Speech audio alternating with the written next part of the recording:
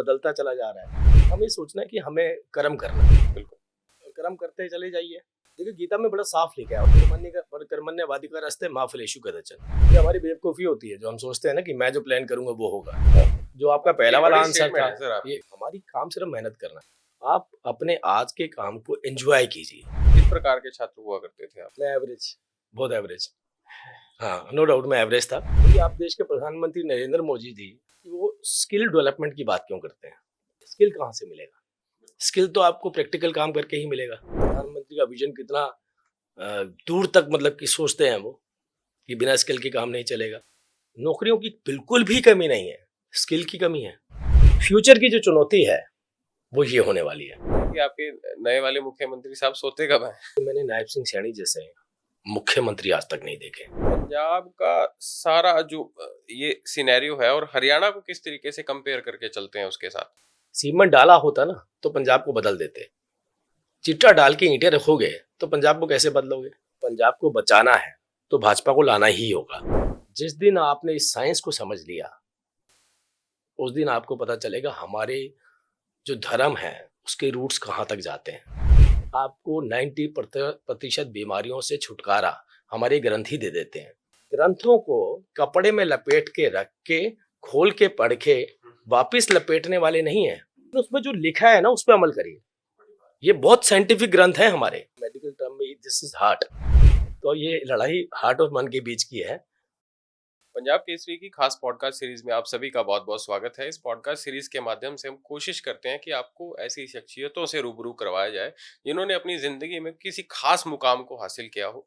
हमारे साथ राजीव जेटली साहब हैं, मुख्यमंत्री नायब सैनी के मीडिया एडवाइजर हैं। जेटली साहब बहुत बहुत नमस्कार हमें समय देने के लिए। जेटली साहब, बड़ा लंबा सफर रहा अब तक पहुंचने का, तो इस लंबे सफर की कहानी को ही हम आपसे जानने आए हैं कि दो प्रकार के नेता होते हैं, एक गोल्डन स्पून वाले, एक सिल्वर स्पून वाले, और एक और कैटेगरी होती है जिसका कोई स्पून ही नहीं होता। तो आप किस कैटेगरी से शुरू हुए जेटली साहब, पहले तो वही बता दीजिए। जी। गोल्डन स्पून तो हमने कभी देखा ही नहीं, खैर सिल्वर स्पून को सुना है। वो स्पून था ही नहीं, शायद ऐसा ही है जैसा आपने बताया कि स्ट्रगल बहुत ज़्यादा होता है। स्ट्रगल शायद सबके लिए ही ज़्यादा होता है, चाहे वो गोल्डन स्पून से आता हो। लेकिन आज की डेट में जिस तरीके के हालात हैं, आप ये देखिए कि एक छोटे से घर में रहने वाला, ये किसी घर में काम करने वाली एक महिला जिसको हम कह देते हैं होम सर्वेंट, उसके बच्चे की काबिलियत और एक 1,000 करोड़ का जिनका टर्नओवर हो, उसके बच्चे की काबिलियत बराबर भी हो सकता है कि जो होम सर्वेंट है उस महिला के बच्चे की काबिलियत उससे ज़्यादा हो। और पहले ये ऑप्शंस अवेलेबल नहीं होते थे, अपॉर्चुनिटीज़ नहीं होती थी। आज दोनों के पास बराबर की अपॉर्चुनिटीज़ होती हैं। जिसके पास जो भी काबिलियत होती है उस आधार पे वो आगे बढ़ जाता है। थोड़ा वक्त ज़रूर लगता है। इसलिए मैं बार बार कई बार अपने बच्चों से कहता हूँ कि आप ये मत सोचिए आप कहाँ से आए हैं, आप ये सोचिए आपने जाना कहाँ है। तो जब जाने की डेस्टिनेशन डिसाइडेड है तो फिर आए कहाँ से ये मैटर नहीं करता। तो वक्त बदलता चला जा रहा है। आज के वक्त में अगर आप मेहनत करते हैं, थोड़ी सी भी आपके अंदर प्रतिभा है, तो मुझे लगता है कि रास्ते बहुत सारे खुल जाते हैं। तो ये स्पून्स वाले कल्चर जो हैं ये बहुत पीछे रह गए हैं। मैं तो बार बार कहीं इस बात को भी और एक व्यक्ति झुग्गी में पैदा हुआ है साहब, और एक बड़े बड़े कॉन्वेंट स्कूल्स में पढ़ रहे, सर फर्क तो पड़ेगा ना थोड़ा। नहीं, मैंने इसीलिए आपको बोला, हम्म। चाहे वो उसको आप सोशल मीडिया का की वजहों से कह लो जी। या कल्चरल प्लेटफॉर्म अवेलेबल है, आप ये कह उसकी रहे हैं। वजह से कह लो। जी। देखिए आज मोबाइल के ऊपर एक व्यक्ति जो बहुत बड़े अच्छे स्कूल में पढ़ा है और एक छोटे स्कूल में पढ़ रहा है, दोनों लोग देख एक ही चीज रहे हैं। सिलेक्शन है आपके पास, चॉइस है आपके पास। अब आपकी चॉइस है कि आप क्या देखना चाहते हो। अगर आप बहुत हाई एंड पे अपनी एजुकेशन लेना चाहते हो तो भी आप सोशल मीडिया के माध्यम से ले सकते हो सकता है फिजिकली आप वहाँ प्रेजेंट ना रह पाए, उस स्कूल में एंट्री ना ले पाए, लेकिन ऐसा नहीं है कि उसमें जो पढ़ाया जा रहा है उससे आप दूर हैं। आप अगर पढ़ना चाहते हो तो आप वहाँ तक जा सकते हो, शायद उससे भी ऊपर। तो ये दरवाजे आज की डेट में सबके लिए खुले हैं। तो मैं बार बार इसीलिए कहता हूँ कि हाँ, हमें ये नहीं सोचना कि कितना स्ट्रगल हुआ या कैसा हुआ। हमें सोचना है कि हमें कर्म करना है। बिल्कुल। और कर्म करते चले जाइए, और कर्म करते चले जाएंगे, फल मिले ना मिले दैट्स एंटायरली डिफरेंट थिंग, उसका कोई मैटर नहीं करता। लेकिन मेरे अपनी लाइफ में एक चीज़ ज़रूर गांठ में बांधी है कि कई बार हम सोचते हैं कि हम जो कार्य जिस उम्मीद के साथ कर रहे हैं वो रिजल्ट मिलेगा।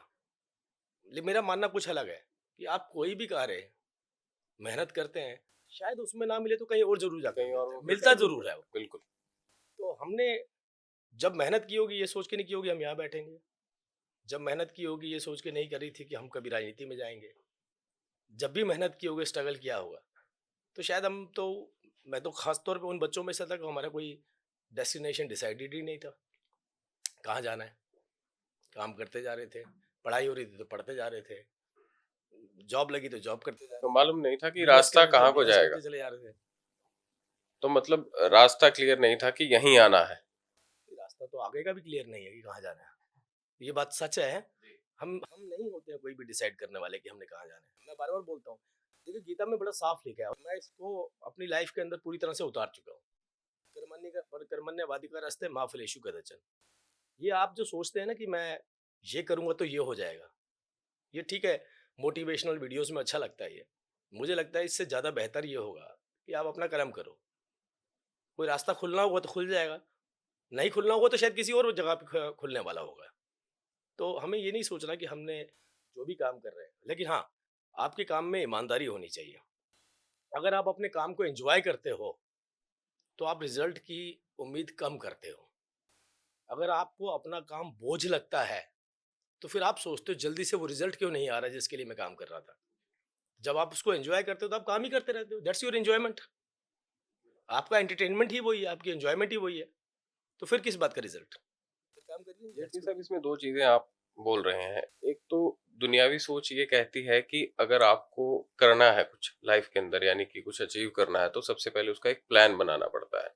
अब इसमें 2 रास्ते निकलते हैं। स्पिरिचुअल रास्ता तो ये कहता है कि वो करो जो परमात्मा करवाना चाहता है तुमसे और एक वो कि तुम अपनी तकदीर खुद बदल सकते हो, अपनी तकदीर खुद लिख सकते हो।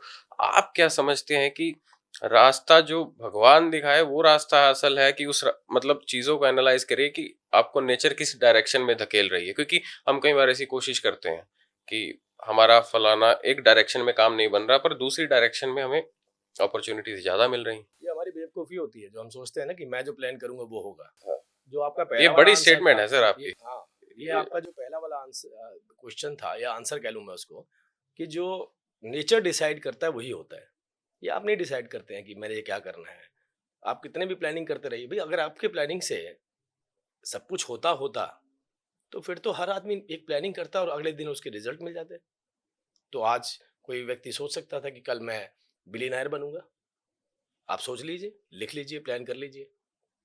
लेकिन कई बार क्या होता है, क्योंकि हमारी काम सिर्फ मेहनत करना है, हम मेहनत करते हैं अपनी, हमने बनना क्या है, कैसे बनना है या नहीं बनना है, ये चीजें अलग रूप से डिसाइड होती है। मैं फिर से आपको एक बात बोलूंगा, थोड़ा गौर करिएगा मेरी बात की तरफ। आप अपने आज के काम को एंजॉय कीजिए। अगर आप एंजॉय कर रहे हैं तो आज आज ही आप वो बन रहे हैं ना जो आपको बनना है। ये भी एक तोहफा है। हाँ, अगर आप एंजॉय कर रहे हैं, एंजॉय ही नहीं कर रहे हैं, तभी तो अगले डेस्टिनेशन ढूंढ रहे हैं आप। अगर आप एंजॉय कर रहे हैं तो आपको डेस्टिनेशन की जरूरत क्या है, वो तो अपने आप ही मिल जाएगी। मिलेगी या नहीं मिलेगी वो बिल्कुल डिफरेंट चीज है। तो मुझे लगता है कि अपने काम को एंजॉय करना चाहिए। एंजॉय करेंगे तो मेहनत कम नजर आएगी, एंटरटेनमेंट ज्यादा होगा आपका। एंजॉय नहीं करेंगे तो मेहनत ज्यादा नजर आएगी, फ्रस्ट्रेटेड होंगे आप, हरास हो जाएंगे एक सर्टेन स्टेज पे जाके, फिर सरेंडर भी कर देंगे कि मुझे तो मिला नहीं। तो दो रास्ते हैं, चूज आपने करना है कि किस रास्ते पे चलना है। जेटली साहब स्कूल और कॉलेज से लेकर किस तरीके से ऐसे समीकरण बनते रहे कि आप राजनीति में अग्रसर हो गए और इस मुकाम तक भी पहुंच गए तो किस तरीके से देखते हैं कि क्या वो समीकरण थे और स्कूल के समय में कैसे किस प्रकार के छात्र हुआ करते थे आप। मैं एवरेज, बहुत एवरेज। हाँ, नो डाउट मैं एवरेज था, बहुत इंटेलिजेंट नहीं था, पीछे की सीट ढूंढते थे। और कई बार तो ऐसा भी होता था कि मुझे याद है कि छुट्टी का बारिश का दिन था। हम तो उन स्कूलों में पढ़ते थे, बारिश के अंदर छुट्टी हो जाती थी क्योंकि पानी भर जाता था वहाँ। तो टीचर ये कहती थी, भाई आज तो पीछे क्यों बैठा, आज पूरी सीटें खाली पड़ी आगे की। तो हम भी तब भी पीछे की सीट ढूंढ रहे होते थे। तो एवरेज स्टूडेंट थे। लेकिन मैं आपको एक बात बताऊं, ये पढ़ाई इम्पोर्टेंट है। अब मैं एक इंजीनियर हूँ, आज पढ़ाई इम्पोर्टेंट है। लेकिन पढ़ाई सिर्फ किताबी पढ़ाई से सारा ज्ञान आपको मिल जाए, ये इसकी कोई श्योरिटी नहीं है। देखिए डॉक्टर्स एमबीबीएस सभी करते हैं, एमडी सभी करते हैं, इंजीनियर्स भी सभी बनते हैं, लेकिन कई कई मैंने ऐसे केसेस देखे हैं कि जहाँ पर बड़े बड़े जर्मन के इंजीनियर्स जो जर्मन थे, जिन्होंने खुद की उस मशीन को बनाया, वो ठीक नहीं कर पाए और एक 8वीं फेल व्यक्ति उस मशीन को ठीक करके आ गया, तो उसने तो कोई पढ़ाई नहीं करी थी। तो ये आपके जो स्किल्स हैं, देखिए आप देश के प्रधानमंत्री नरेंद्र मोदी जी के इस विजन को सोचिए, बड़े गहराई से सोचिए कि वो स्किल डेवलपमेंट की बात क्यों करते हैं। स्किल डेवलपमेंट की बात इसीलिए की जाती है कि जो किताबी पढ़ाई आपने करी, उसके बाद आपको प्रोफेशनल पढ़ाई कहाँ से मिलेगी, स्किल कहाँ से मिलेगा। स्किल तो आपको प्रैक्टिकल काम करके ही मिलेगा, और जो प्रैक्टिकल काम करके ज्ञान आपको मिलता है वो किताबों में नहीं मिल सकता। तो ये देखिए ना, आज ये अभी आप मेरे से चर्चा कर रहे हैं, बाई चांस ये बात निकल आई, तो इसी में एक बात नई निकल के आई कि प्रधानमंत्री का विजन कितना दूर तक मतलब कि सोचते हैं वो, कि बिना स्किल के काम नहीं चलेगा। अर्नेस्ट एंड यंग का एक डेटा है E&Y का, उसमें यही बात हुई कि देश में नौकरियों की कमी नहीं है, और ये बात सच है। आप ऐसा मानते हैं? लेकिन हाँ, बिल्कुल नहीं है। मैं आपको बोल रहा हूँ, नौकरियों की बिल्कुल भी कमी नहीं है, स्किल की कमी है। स्किल्ड लेबर नहीं मिलती है कंपनियों को, जो वो चाहते हैं वो नहीं मिल रहे हैं, जो वो नहीं चाहते हैं वो मिल रहे हैं, तो नौकरियों की कमी तो नहीं हुई। और जिस नौकरी के लिए वो अनस्किल्ड लेबर है, वो उस नौकरी को करना नहीं चाहते हैं, तो या तो वो अपने आप को एनहेंस करें, अपने आप को स्किल कर ले, हम्म, तो उन्हीं बिल्कुल। कंपनियों में उनके लिए जगहें हैं। या फिर क्योंकि आप अनस्किल्ड हैं, तो जो जगह आपके लिए निर्धारित हो रखी है काम, वो आप कर नहीं रहे हैं, या तो उसको आप ना लें, तो नौकरियों की कमी कहाँ से हुई। नौकरियों की कमी नहीं है, बिल्कुल भी कमी नहीं है। मैं तो कहूँगा कि नौकरियों की कंपनियों को आज मैन पावर की कमी हो गई है, अच्छी मैन पावर नहीं मिल रही है लोगों को। उनकी चुनौती जाके पूछिए ना आप, उनकी बड़ी चुनौती है। पहले किसी टाइम पे कंसल्टेंट्स एजेंसियां होती थी, जॉब दिलवाती थी, वो एक सैलरी आपसे लेती थी और एक सैलरी, फर्स्ट सैलरी कंपनी से लेती थी। आज ये हालात हो गए हैं कि कंपनी मोटा पे करती है कि मुझे अच्छे कैंडिडेट दे दो, कैंडिडेट्स नहीं है। स्किल्ड लेबर की कमी बता। हाँ, तो जेटली साहब, इसके अलावा एक ऐसा दौर भी आता है स्टूडेंट्स की लाइफ में, आपके लाइफ में भी ये दौर रहा होगा कि हम देखते हैं कि 12वीं के बाद अक्सर, क्योंकि आप इंजीनियरिंग बैकग्राउंड से, और इंजीनियर्स के बारे में तो एक कहावत बड़ी फेमस है कि ये कुछ भी कर लेते हैं। तो आप इंजीनियरिंग में अपने दिल से आए, या उस समय एक होड़ लगी हुई थी इंजीनियरिंग हाँ, करने की, नो डाउट, आप आपके जमाने में, मतलब होड़ लगी थी, वो होड़ लगी थी, इसमें कोई डाउट नहीं है। कि उस टाइम हर में हर हर तीसरे घर से इंजीनियर निकल रहा था। 90s का दशक ऐसा था कि हर आदमी इंजीनियर बनना चाहता था। मेडिकल लाइन बहुत एक्सपेंसिव होती थी, थ्री इडियट्स मूवी और भी आई थी मेडिकल उससे। लाइन में एक और बात थी जी। कि बहुत पढ़ना पड़ता था। तो जो मतलब या तो 3-4 चॉइसेस होती थी, तो हम जो अपने आप को कमज़ोर स्टूडेंट मानते थे, तो हम सोचते थे इस कमज़ोरी के अंदर थोड़ी-सी मेहनत कर लेंगे तो नॉन मेडिकल लेके कुछ बन जाएँगे, तो पास हो गया, हम इंजीनियर बन जाएँगे। लेकिन मेडिकल की कल्पना हम नहीं करते थे, क्योंकि हम पढ़ भी लिए अच्छा, तो फिर उतने पैसे माँ-बाप के पास नहीं थे कि हमारे को एमबीबीएस करवा देते वो। तो चॉइस भी तो हमारे आपका पास कॉलेज अवेलेबल नहीं कौन सा थी। था जेटली साहब? मैं बैंगलोर से पढ़ा, जी जी। और यहाँ स्कूलिंग मेरी फरीदाबाद से हुई थी। कॉलेज का कोई किस्सा आप साझा कर सकें हमारे साथ सर? हाँ, मेरा आईसीसी था बैंगलोर के अंदर। नहीं, मैं ये पूछ रहा हूँ कि कोई ऐसा किस्सा जो आज भी आपको याद हो कि हम इस तरीके के स्टूडेंट हुआ करते थे कॉलेज में, मतलब ना सिर्फ देखिए, एक मैं बात बताता हूँ, ये बड़ा प्रैक्टिकल है ये। आईआईटी में मैं कभी गया नहीं हूँ, जी आईआईएम भी मैं कभी नहीं गया हूँ, जी या इंटरेक्शन मेरा कम रहा है उन स्टूडेंट्स के साथ। लेकिन मैंने एक बात बताऊँ, ये पढ़ने वाले बच्चे स्कूल तक होते हैं, कॉलेज में आने के बाद सब एक जैसे हो जाते हैं।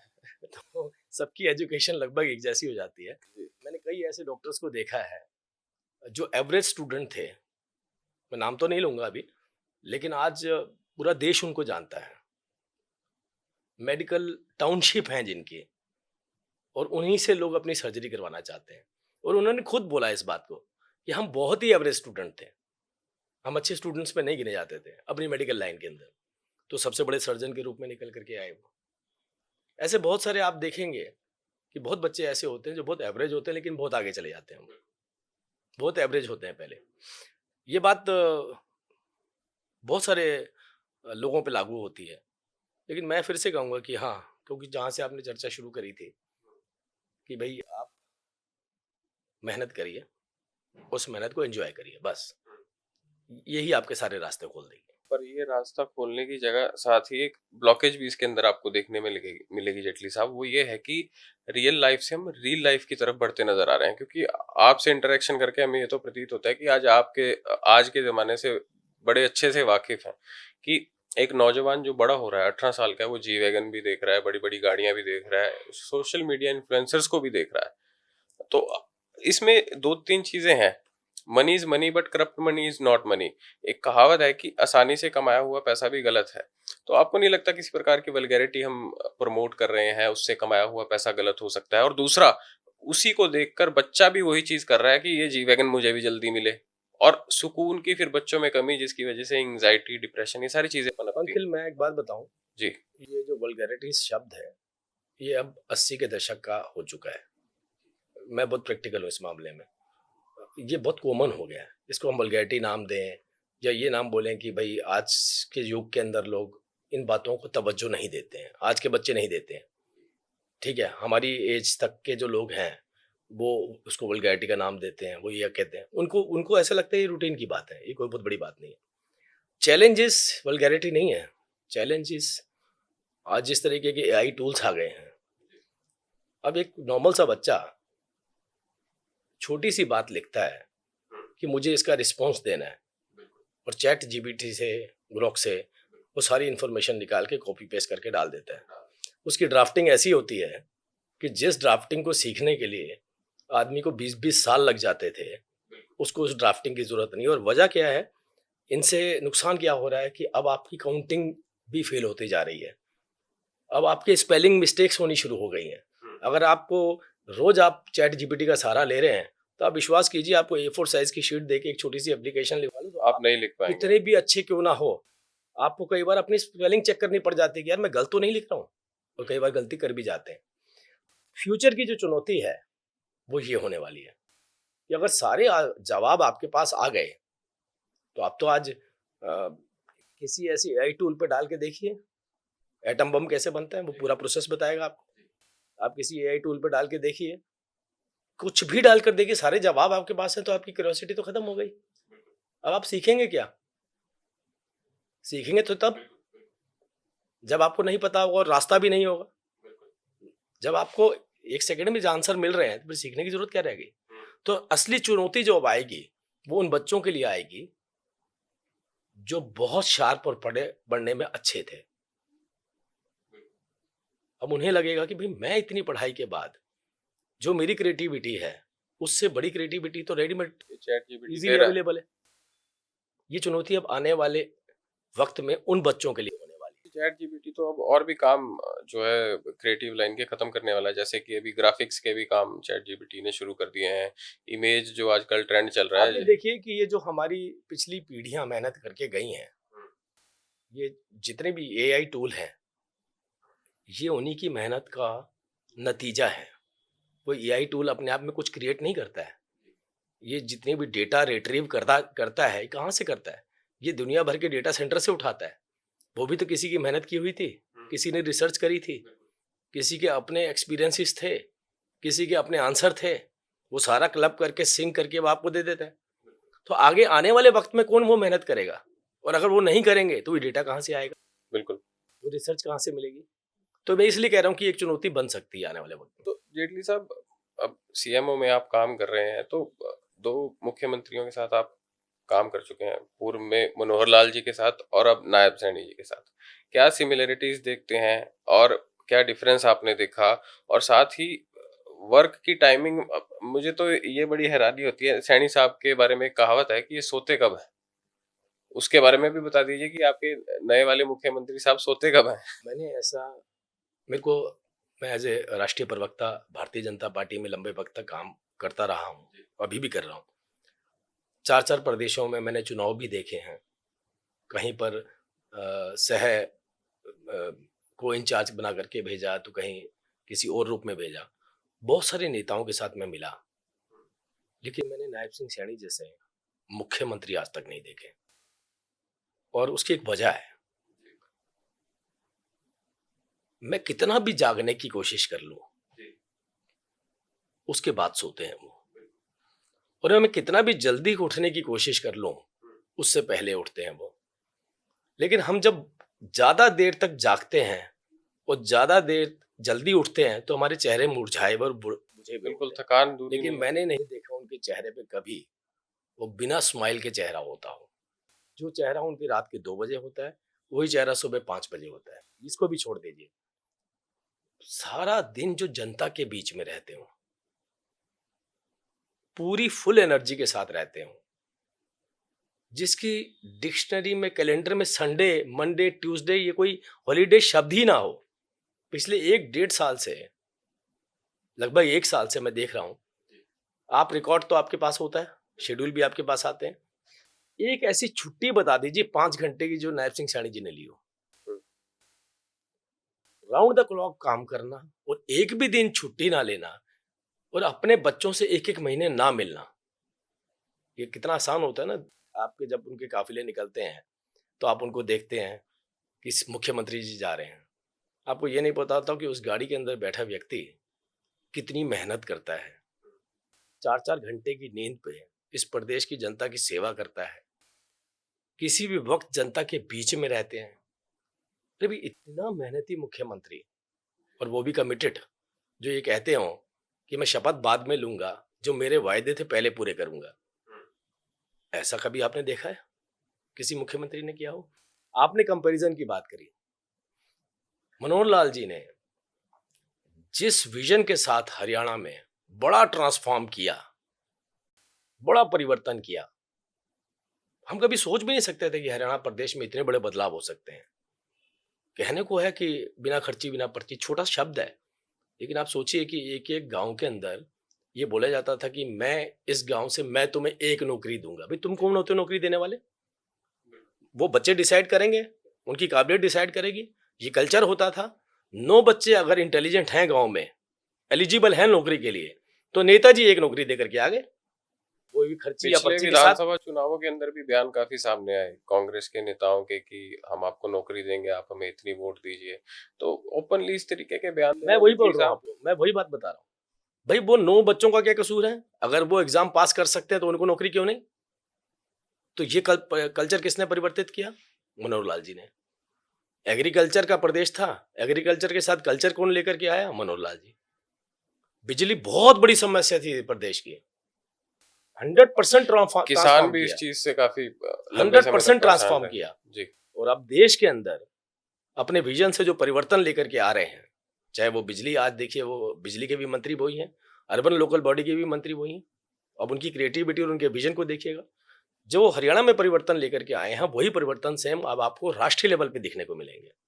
और आज मनोहर लाल जी की जो नीतियां थी, उसके वाहक के रूप में भी हमारे प्रदेश के मेहनत के जो मुख्यमंत्री हैं नायब सिंह सैनी जी, उन नीतियों को आगे बढ़ा रहे हैं। तो मैं सोचता हूँ कि इतना अच्छा कॉम्बिनेशन, कभी मैं थोड़ी देर पहले भी अभी किसी को बता रहा था, किसी ने पूछा कि क्या परिवर्तन है, तो मैंने कहा मुझे ब्रह्मा विष्णु और महेश में परिवर्तन बता दीजिए, तो मैं परिवर्तन कोशिश करूंगा निकालने की। कि इतनी मेहनत और दूसरी तरफ इतनी क्रिएटिविटी, इसको सिंक कर दें तो सोचिए कहाँ जाएंगे हम। ऐसे राष्ट्रीय हमारे कैबिनेट मंत्री हों और ऐसे मुख्यमंत्री हों, तो देश की दशा और दिशा किस तरीके से आगे परिवर्तित होने वाली है, कैसे देश को डेवलप करने वाली है, इसका अंदाजा आप लगा ही सकते हैं। बिल्कुल बिल्कुल। जेटली साहब 2-3 मुद्दों पर बात करेंगे, फिर उसके बाद समाप्ति की ओर चलेंगे। तो जेटली साहब एक और चीज इसमें जानना चाहेंगे कि नशा एक बड़ा मुद्दा है सर। आपके साथ लगते स्टेट के अंदर, पंजाब के अंदर तो काफी इसका बुरा हाल बताया जाता है। आम आदमी पार्टी बेशक घर तोड़ने की वो यूपी से एक फरमान जो पहले निकला करता था, अब उसकी कॉपी पंजाब में देखने को मिलती है। पर हमारे जो रिपोर्टर्स हैं वो ग्राउंड पर हमें ये बताते हैं कि एक एक नशा तस्कर के एक घर नहीं 10-10 घर होते हैं। तो जो प्रॉपर्टी तोड़ी जाती है उसका खास जो रिजल्ट वहां पर नजर नहीं आता। आप क्या समझते हैं कि पंजाब का सारा जो ये सिनेरियो है और हरियाणा को किस तरीके से कंपेयर करके चलते हैं उसके साथ? देखिए, पंजाब के रूट में नशा चला गया है, जड़ों में नशा चला गया है। पंजाब में जो राजनीतिक पार्टी आज रूल कर रही है, उसने अपनी बुनियाद ही चुट्टे पे रखी हुई है। सीमेंट डाला होता ना तो पंजाब को बदल देते। चिट्टा डाल के ईंटें रखोगे तो पंजाब को कैसे बदलोगे? आपकी व्यवस्था में पूरा नशाखोरी घुसी हुई है। नशे के बड़े बड़े एजेंट आपके पर सहयोगी वो बन चुके हैं। उसका असर हरियाणा में भी देखने को मैं मिलता आपको है बता जेटली रहा हूँ साहब। कि आपने देखिए मुख्यमंत्री नायब सिंह सैनी जी ने बड़ा इनिशिएटिव लिया है। साइक्लोथॉन करके एक मुहिम उन्होंने छेड़ी है। हर जिले में जाकर के वो बच्चों को समझा रहे हैं और प्रशासन को हिदायत दे रहे हैं कि किसी भी रूप में नशा कारोबारियों को बख्शा नहीं जाएगा और जो भी कहीं पर ढिलाई बढ़ता हुआ नजर आया उसके खिलाफ कड़ी कार्रवाई की जाएगी। हमें ग्राउंड लेवल से इसको सुधारने की जरूरत है। हम विश्वास दिलाते हैं कि पंजाब से आने वाला नशा अगर हरियाणा में आता है तो उसकी एंट्री बंद होगी और पंजाब के अंदर भी जो नशा है उसको इरेडिकेट हम तब करेंगे जब हमारी पंजाब में सरकार बन जाएगी।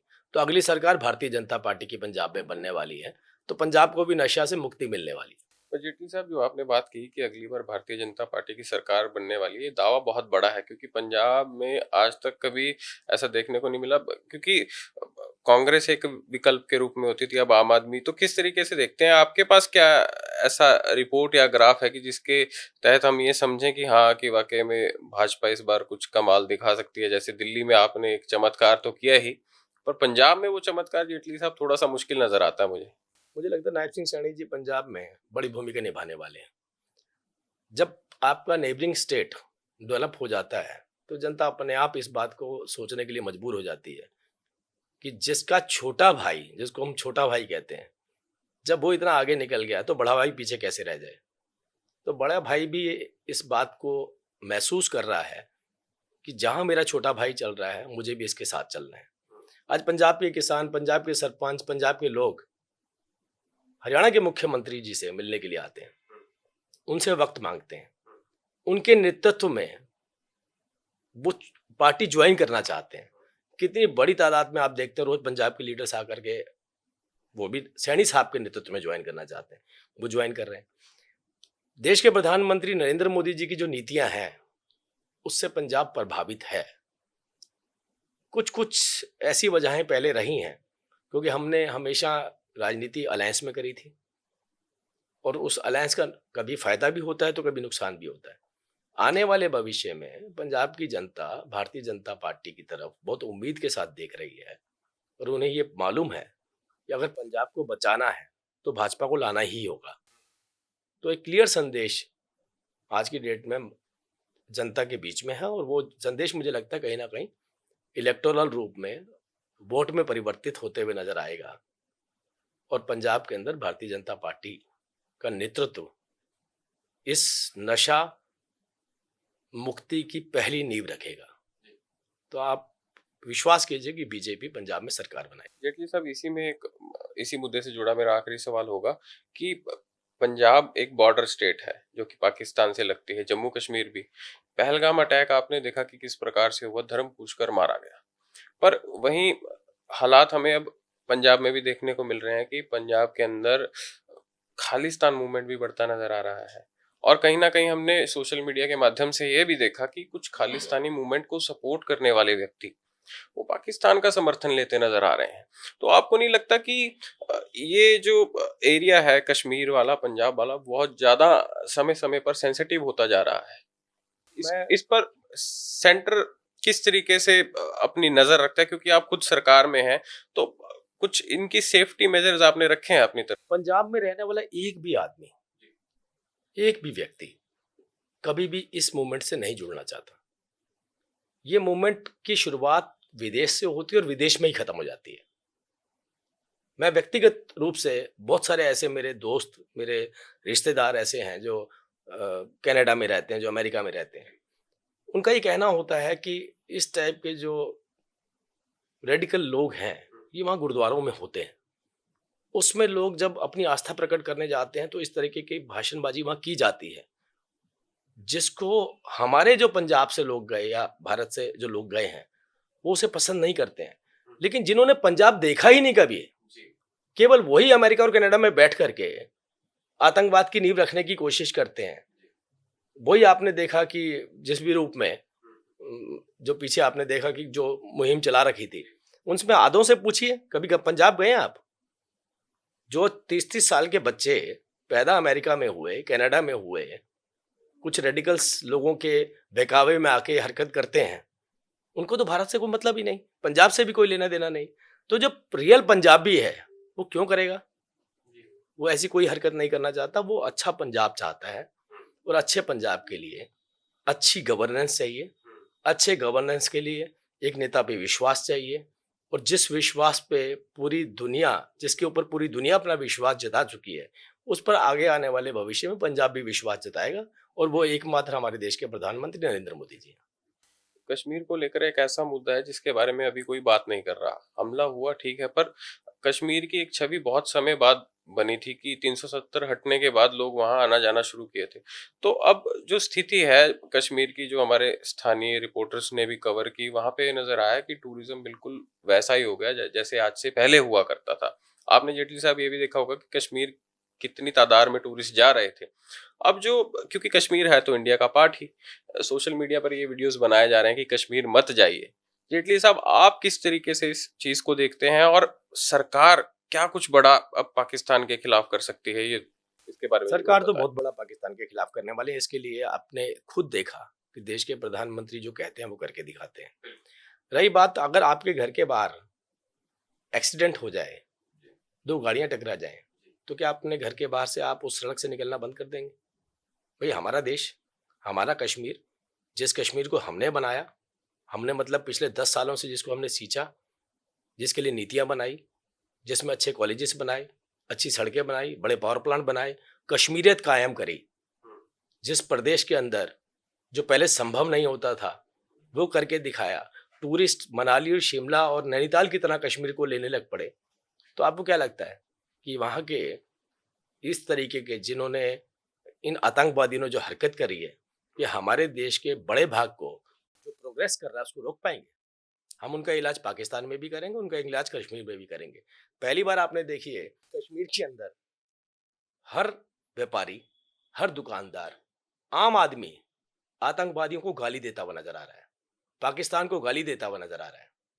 कभी देखा आपने इससे पहले? क्योंकि उन्होंने डेवलपमेंट का टेस्ट चख लिया है। वहां बैठा व्यक्ति अक्रॉस द बॉर्डर, वहां खाने के लाले पड़े हुए हैं, और यहाँ का कश्मीर डेवलप कर रहा है। क्या वो ऐसा कश्मीर चाहेंगे? आज आप अगर एक ऑनेस्ट ओपिनियन लीजिए, पीओके में जो रहने वाले कश्मीरी हैं, वो भी अंदर से सोचते हैं कि हमें वापस मिला लिया जाए भारत वाले कश्मीर में, ताकि हमारे बच्चों की भी तरक्की हो जाए। अरे कौन जाएगा उस आतंकवाद के साये में? कोई सोचेगा कि मेरा बच्चा उस साये में रहे? कोई नहीं जाना चाहता वहां पे, उल्टा वो यहाँ आना चाहते हैं। तो ये कश्मीर मुख्यधारा के साथ, विकास की मुख्यधारा के साथ जुड़ चुका है, और आने वाले वक्त में आप देखिएगा कोई हमारे टूरिज्म के ऊपर फर्क नहीं पड़ने वाला। जहां जहां इलाज करने हैं उसका बेहतर पता है, देश के प्रधानमंत्री उस पर बहुत बारीकी से नजर रखे हुए हैं। वो रणनीति के तहत कार्य करते हैं, भावनाओं के तहत नहीं करते हैं, और बड़ा कार्य करके दिखाएं। जेटली साहब, मेरा आपसे आखिरी सवाल है, ये बिल्कुल स्पिरिचुअल रहने वाला है। आपकी जिंदगी में आपकी स्पिरिचुअल लाइफ कैसी है? और जो युवा ये पॉडकास्ट देखते हैं, हमने युवाओं के लिए ये पॉडकास्ट जो है डिजाइन किया है, किस तरीके से संदेश देंगे कि किस तरीके से वो अपनी जिंदगी को सही मायनों में जी सके और सही ट्रैक पर अपनी पटरी को चला पाए? देखिए, हमारे ग्रंथों में इतना ज्ञान भरा हुआ है।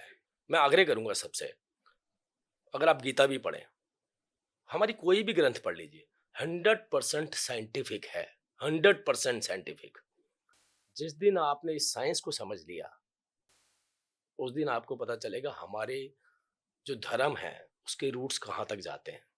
आपको 90% बीमारियों से छुटकारा हमारे ग्रंथ ही दे देते हैं।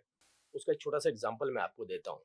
सबसे पहले जहाँ से हमने शुरुआत करी थी, कि जब हम किसी कार्य को करते हैं और रिजल्ट नहीं मिलते हैं, कार्य को करते हैं और रिजल्ट की अपेक्षा करते हैं, तो हमारा एंजाइटी लेवल बढ़ता है। तो एंजाइटी लेवल हमारा जब बढ़ता है तो हम उससे हमारा बीपी प्रभावित होता है, उससे हमारा शुगर लेवल प्रभावित होता है। मतलब कंप्लीट बॉडी का सिस्टम कोलैप्स कर जाता है। किससे? सिर्फ एंजाइटी से। कितना सुंदर लिखा है, कर्मण्यवादी का रास्ते माफलेशु कदचन। अर्थात अर्थात कर्म करो, फल की इच्छा मत करो।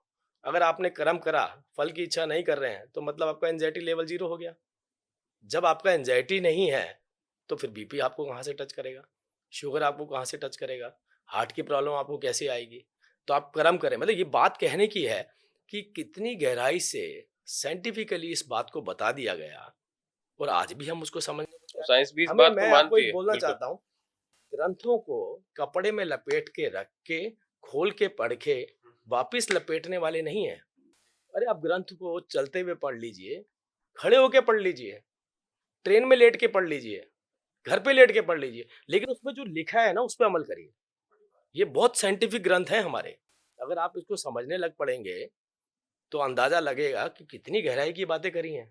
जहाँ नासा आज खड़ा है ना, अगले 100 साल तक, 1000 साल तक नहीं खड़ा हो सकता जो हमारे ग्रंथ बता के चले गए।